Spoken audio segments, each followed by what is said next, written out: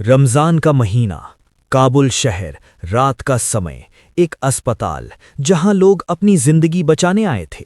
अचानक आसमान में तेज आवाज गूंजती है और अगले ही पल एक भयानक धमाका। दीवारें टूट जाती हैं, बिस्तर हवा में उछल जाते हैं, चीखें, खून और मलबे में दबे मासूम बच्चे। कुछ ही सेकंड में एक अस्पताल एक कब्रिस्तान बन चुका था। लेकिन सवाल ये है, आखिर ऐसा क्यों हुआ? क्यों एक ऐसा देश जिसने कभी इन ताकतों को खड़ा किया था, आज उन्हीं पर बम गिरा रहा है? और कैसे दो दोस्त इतनी जल्दी एक दूसरे के सबसे बड़े दुश्मन बन गए? इस कहानी की शुरुआत आज से नहीं, बल्कि 30 साल पहले होती है। 1990 का दशक, अफगानिस्तान, एक ऐसा देश जो गृह युद्ध में डूबा हुआ था। हर तरफ लड़ाई, हर तरफ बर्बादी, और इसी अराजकता में एक योजना बनी। पाकिस्तान की खुफिया एजेंसी ISI ने सोचा कि अगर अफगानिस्तान में एक ऐसी सरकार बनाई जाए जो उनके इशारों पर चले, तो उन्हें भारत के खिलाफ एक रणनीतिक बढ़त मिल सकती है। 1994 अफगानिस्तान की धूल भरी सड़कों पर एक काफिला चल रहा था। उस काफिले में एक आदमी बैठा था, मुल्ला उमर, एक साधारण मदरसे का शिक्षक, एक आंख से अंधा लेकिन विचारों में बेहद कट्टर। पाकिस्तान के खुफिया अधिकारियों ने उसे एक प्रस्ताव दिया, हम तुम्हें हथियार देंगे, पैसा देंगे, ट्रेनिंग देंगे, बस तुम्हें अफगानिस्तान पर कब्जा करना है। मुल्ला उमर ने यह प्रस्ताव स्वीकार कर लिया। यहीं से शुरू हुआ तालिबान का उदय। पाकिस्तान से हथियार आए, तेल आया और मदरसों से लड़ाके। सिर्फ 2 साल में 1996 में तालिबान ने काबुल पर कब्जा कर लिया। एक नई सरकार बनी। दुनिया के सिर्फ 3 देशों ने इसे मान्यता दी और उनमें से एक था पाकिस्तान। उस समय पाकिस्तान को लगा उसने अपना खेल जीत लिया है, लेकिन असली खेल तो अभी शुरू हुआ था। 2001 अमेरिका पर एक भयानक आतंकी हमला हुआ। दुनिया हिल गई। अमेरिका ने अफगानिस्तान पर हमला कर दिया। तालिबान सरकार गिर गई। पाकिस्तान ने दुनिया के सामने अमेरिका का साथ दिया, लेकिन अंदर ही अंदर वो तालिबान को छुपा रहा था, उन्हें ट्रेनिंग दे रहा था और उन्हें बचा रहा था। ये डबल गेम लगभग 20 साल तक चलता रहा। फिर आया 2021। अमेरिका अफगानिस्तान छोड़ देता है। तालिबान फिर से सत्ता में आ जाता है। पाकिस्तान खुश था, उसे लगा उसके लोग वापस आ गए हैं, लेकिन उसने एक बात नहीं सोची, जिस ताकत को आप बनाते हैं वो हमेशा आपकी नहीं रहती। अब कहानी में आता है एक नया नाम, तहरीक-ए-तालिबान पाकिस्तान यानी TTP। ये वही लोग थे जो पाकिस्तान के मदरसों में पले बढ़े, जो अफगान तालिबान के साथ लड़े, लेकिन अब ये पाकिस्तान के खिलाफ हो गए। इनका मकसद था पाकिस्तान की सरकार गिराना और शरिया कानून लागू करना।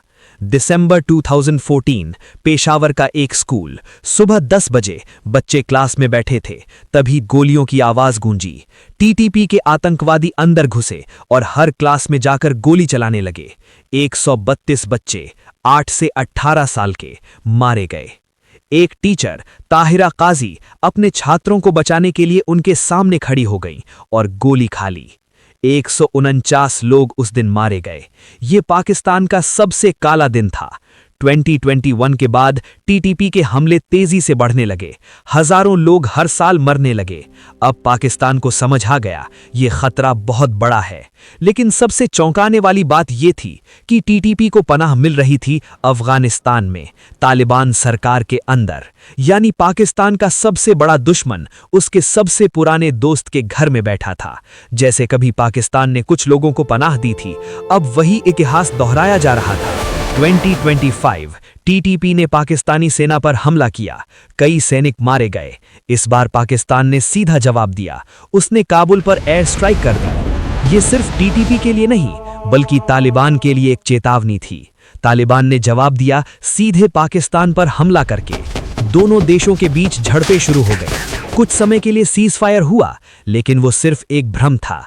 असल में युद्ध शुरू हो चुका था। तालिबान TTP के खिलाफ कार्रवाई क्यों नहीं कर रहा था?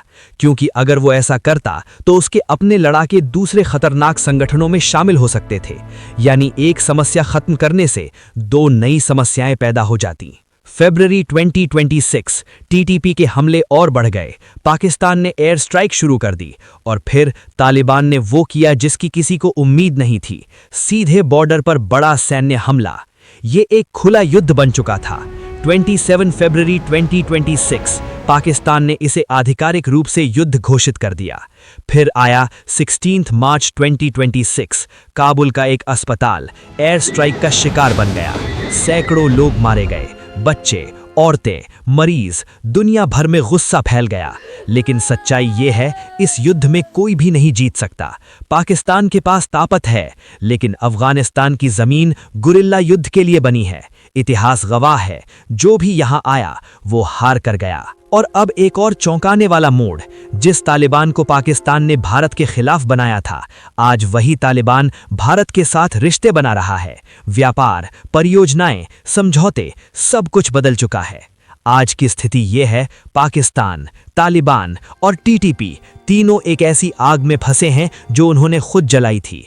और इस आग में सबसे ज्यादा नुकसान हो रहा है निर्दोष लोगों का, बच्चे, परिवार, आम नागरिक। अब सवाल सिर्फ एक है, क्या ये आग कभी बुझेगी या फिर ये संघर्ष ऐसे ही चलता रहेगा और हर दिन नई जिंदगियां इसमें जलती रहेंगी। इतिहास हमें एक चीज सिखाता है, जब आप किसी आग को जलाते हैं तो ये जरूरी नहीं कि वो सिर्फ आपके दुश्मन को जलाए, कभी कभी वो आग वापस आकर आपको ही जला देती है। ऐसे वीडियो के लिए चैनल को सब्सक्राइब जरूर करें। जय हिंद।